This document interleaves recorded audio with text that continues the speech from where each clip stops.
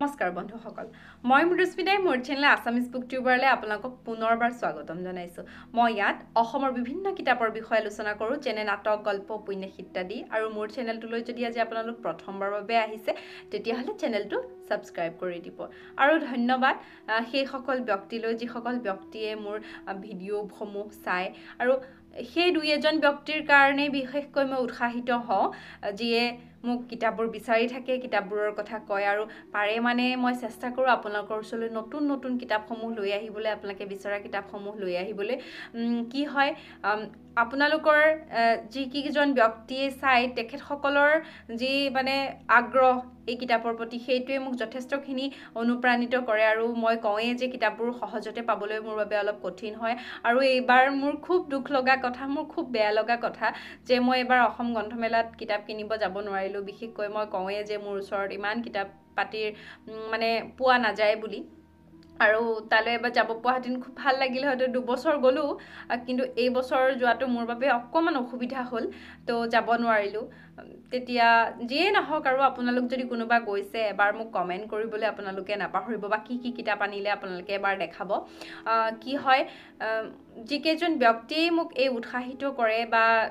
দিয়ে সেইটোৱে মোৰ বাবে খুব ডাঙৰ হৈ পৰে আপোনালোকৰ ওচৰলৈ কিতাপবোৰ লৈ আহিবলৈ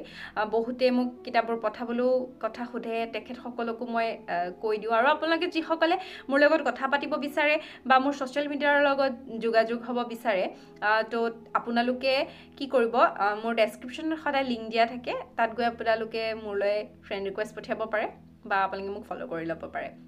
বাৰু যিয়ে নহওক আজি এখন খুব ধুনীয়া উপন্যাসৰ বিষয়ে আপোনালোকৰ লগত আলোচনা কৰিম আজি কি হৈছে জানো কথাবোৰ কওঁতে লাগি লাগি গৈছে এই কিতাপখন হৈছে নৱকান্ত বৰুৱাৰ মানুহ আটাইবোৰ দ্বীপ আৰু বিশেষকৈ কেকেৰ 4th ছেমিষ্টাৰত এই নৱকান্ত বৰুৱাৰ এইকেইখন উপন্যাসৰ কথা পঢ়িবলৈ আহে আৰু খুব লাগতিয়াল এখন মানে উপন্যাস আহকচোন এখন খুব ব্যতিক্ৰমী উপন্যাস নৱকান্ত বৰুৱাৰ কিছু আমি আলোচনা কৰি লওঁ থুলমূলকৈ নৱকান্ত বৰুৱাৰ বুদ্ধ ধৰ্মৰ প্ৰতি যি আকৰ্ষণ বা অধ্যয়ন সেয়া বহু পুৰণি আৰু বিভিন্ন অধ্যয়নৰ পাছতহে এই দুখন উপন্যাস বিশেষকৈ পতাচৰা আৰু আটাইবোৰ দ্বীপ এই দুখন উপন্যাস তেখেতে লিখি উলিয়াইছিল আৰু খুব ধুনীয়া দুটা মানে বৌদ্ধ ধৰ্মৰ কাহিনীৰে লিখি উলিওৱা দুখন উপন্যাস সিদ্ধাৰ্থই বৌদ্ধ ধৰ্ম প্ৰচাৰৰ সময়ৰ কাহিনী আৰু এটা নন্দা নামৰ চৰিত্ৰ আৰু এই কাহিনী ভাগ যি বুদ্ধৰ থেৰিগাথা সেই থেৰিগাথাৰ পৰা লৈ এটা ধুনীয়া কাহিনীৰ ৰূপ দি এখন উপন্যাস প্ৰস্তুত কৰা হৈছে কাহিনী ভাগ হৈছে ৰোহিণী নৈৰ কাষত শাক্য গোষ্ঠীৰ ৰজা খেমিকৰ ৰূপৱতী কন্যা নন্দা আৰু খেমিকে নন্দাৰ বিবাহৰ বাবে স্বয়ম্বৰৰ আয়োজন কৰিছিল আৰু সৰভূত নামৰ এজনৰ সৈতে মানে নন্দাৰ প্ৰেম আছিল যদিও স্বয়ম্বৰৰ কথা মানে খুব চলিছিল আৰু স্বয়ম্বৰ হৈছিল যদিও সেই সময়তে কি হয় ৰোহিণী নৈৰ পাৰত সৰভূতৰ মানে খুব কি হয় মৃত্যু হোৱা বুলি উপন্যাসখনত আছে আৰু সেই মৃত্যুৰ কাৰণে তাৰ বাহিৰে কোনো বেলেগলৈও মানে বিয়া নহওঁ বুলি কয় আৰু স্বয়ম্বৰত উপস্থিত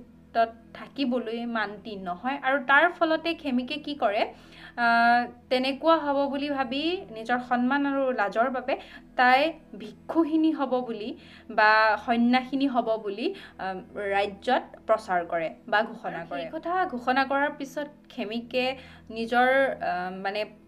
ছোৱালী নন্দাৰ কাৰণে বহুবাৰ চিন্তিত হোৱাৰ পাছত তেওঁ মনলৈ আহিল যে সেই সময়ত বুদ্ধ ধৰ্মৰ যি প্ৰচাৰ চলি আছিল তাত হয়তো যদি নন্দাক থৈ অহা যায় বিশেষকৈ মানে বৌদ্ধ ধৰ্মৰ সিদ্ধাৰ্থৰ পত্নী গৌতমীয়ে সেই মানে নাৰীসকলৰ বা ভিক্ষুণীসকলৰ পৰিচালিকাৰ দায়িত্বত আছিল আৰু তেনেকৈয়ে তাইক লৈ যাব বিচাৰিছিল কিন্তু নন্দা সেই ক্ষেত্ৰত মান্তি নহৈছিল আৰু তাই ভাবিছিল যে তেনেকৈ তালৈ যোৱাতকৈ মৰি যোৱাই ভাল। কিন্তু পিছত বহু কথা চিন্তা কৰি গৌতমীৰ ওচৰত গৈ সেই ভিক্ষুখিনি শিক্ষা নন্দাই ল'বলৈ প্ৰস্তুত হয়। আচলতে সেই আশ্ৰমত নন্দাই মুক্তা নামৰ এগৰাকী চৰিত্ৰ যিটো নৱকান্ত বৰুৱাই ইয়াত উপস্থাপন কৰিছে উপন্যাসখনত, সেই উপন্যাসৰ এই চৰিত্ৰটোৰ লগত খুব বেছি পৰিমাণে মানে এটাচমেণ্ট হয়। আৰু বিশেষকৈ কি হয়, মুক্তা নন্দাৰ লগত এটি ছাঁৰ দৰে লাগি ফুৰে আৰু তাইৰ লগতেই গোটেই দিনটো অতিবাহিত কৰে। আৰু সময়ে সময়ে গৌতমীৰ লগত খুব নন্দাৰ প্ৰশ্নৰ মুখামুখি হয় গৌতমী নন্দাৰ ওচৰত। আৰু বিশেষকৈ নন্দাৰ এটা বেয়া লগা কথা যে তেখেতৰ যিগৰাকী প্ৰেমিকৰ মৃত্যু হৈছিল, সেই প্ৰেমিকৰ মৃত্যুত কোনো ধৰণৰ সমবেদনাও সেই মানে নন্দাক জ্ঞাপন কৰা নাছিলে। আৰু সেইটো তাইৰ বাবে খুব ডাঙৰ কথা হৈ পৰিছিল, বা আৰু সকলোৰ ওচৰত যেন এটা ক্ষোভ আছিল নন্দাৰ, সেইটো আমি উপন্যাসখন পঢ়িলে স্পষ্টকৈ অনুভৱ কৰোঁ। শেষলৈ গৈ পেলাই গৌতমীৰ পৰা বহু কথা শুনি বুজি লাহে লাহে তাই সেই সংঘৰ সৈতে জড়িত হ'ল। আৰু যিহেতু প্ৰথম অৱস্থাত তাই মুণ্ডনো কৰা নাছিলে সংঘৰলৈ অহাৰ পাছত, যিহেতু সংঘৰ নিয়মো আছিলে সেইটো, কিন্তু লাহে লাহে মুক্তাৰ দৰে বেলেগেও তাইক মানে সেই ভাল ভাল উপদেশবোৰ দিছিলে, ভাল ভাল কথাবোৰ শুনাইছিলে। আৰু লাহে লাহে নন্দায়ো সেই একেটা পৰিৱেশতে মিলি যাবলৈ চেষ্টা কৰিছিলে। আৰু লাষ্টত তেনেকুৱাই হৈছিলগৈ। তাই পাৰিলেহেঁতেন যে সংসাৰী হ'বলৈ, কিন্তু খেমিকে এনেধৰণৰ এটা ঘোষণা কৰি দিয়াৰ পিছত তাই ইয়ালৈ যিহেতু গুচি আহিল আৰু তেখেতৰ প্ৰেমিকৰো মৃত্যু হোৱা ইয়াত দেখুওৱা হৈছে। শেষলৈ খেমিকেও বহুবাৰ তাইক ৰাজ্যলৈ উভতাই নিবলৈ আহে, কিন্তু তাই যিহেতু কথাবোৰ বুজি উঠিছিল আৰু সেই কথাৰ বাবেই হয়তো তাই আৰু যাবলৈ নোৱাৰিলে বা উভতি নগ'ল। আৰু বিভিন্ন কথা বুজিলে যে কি বুলি কয়, সংঘ দুখী আৰু নিৰাশ্ৰয়ৰ আশ্ৰয় বুলি গম পালে। আৰু ঠিক তেনেকৈ জীৱনৰ যেতিয়া মুহূৰ্তটো বুজি উঠা যায় যে জীৱনটো কি, আমি কিয় এনেই লাগি আছোঁ কিছু কথাত, একোৱেই যে নাইকিয়া, আৰু আমি মায়ামোহত পৰিয়ে যে ইমানখিনি কৰিব লগা হয়,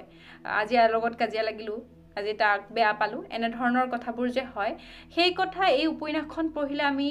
উপলব্ধি কৰিব পাৰোঁ যে বুদ্ধ ধৰ্মৰ মানে এটাই ভাল লাগে মোৰ, যে আপোনাক স্পষ্টভাৱে জীৱনটো দাঙি ধৰি দিয়ে, যে আপোনাক এখন সন্মুখত দাপোন আনি দিয়ে যিখনে আপোনাৰ আচল প্ৰতিচ্ছবিটো আপুনি দেখিব পোৱা যায়। তো ঠিক এই থেৰীগাথাৰ ওপৰত লিখিত নৱকান্ত বৰুৱাৰ এইখন উপন্যাসো খুব ধুনীয়া উপন্যাস। বিশেষকৈ যি স্পিৰিচুৱেল লাইনৰ মানুহ যিয়ে এইবোৰ পঢ়ি ভাল পায় ন, তেওঁলোকৰ বাবে খুব ধুনীয়া এখন উপন্যাস নৱকান্ত বৰুৱাৰ। তেতিয়াহ'লে এইখন উপন্যাস পঢ়িব বুলি আশা কৰিলোঁ। আৰু তাৰ পাছতে মই কওঁ যে জীৱনৰ প্ৰতিটো মানে কৰুণ কাহিনীৰ আধাৰত এটা নিৰ্দিষ্ট কিছু কথা থাকে, আৰু সেই কথাই এই উপন্যাসখনত উপস্থাপন কৰিছে। মানে জীৱনৰ যিকোনো মুহূৰ্ততে যে যিকোনো হ'ব পাৰে, সেইটোৰ বাবে আমি প্ৰস্তুত হৈ থাকিব লাগে। আৰু কোনো কথাৰ কাৰণে বেছি দুখ কৰি থাকি লাভ নাই, যি হ'ব লগা লাগে সেইটোতো হ'বই। আৰু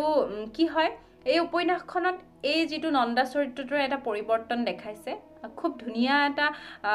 দেখাবলৈ চেষ্টা কৰিছে। আৰু সেই ভাষাশৈলীৰ মাজেৰে নৱকান্ত বৰুৱাৰ যি এই উপন্যাস সৃষ্টিত যি তেখেতৰ অৰিহণা, সেই সঁচাকৈ লেখত ল'বলগীয়া। এই উপন্যাসখনৰ জৰিয়তে আমি জীৱনৰ বহু কথা শিকাৰ লগতে এটা খুব ধুনীয়া নিতুল কাহিনী কিন্তু আমি এই উপন্যাসখনত পাওঁ। অকল ইয়াত এইটোৱে নহয় যে আমি অকল এই ভিক্ষুণী যিগৰাকী নন্দা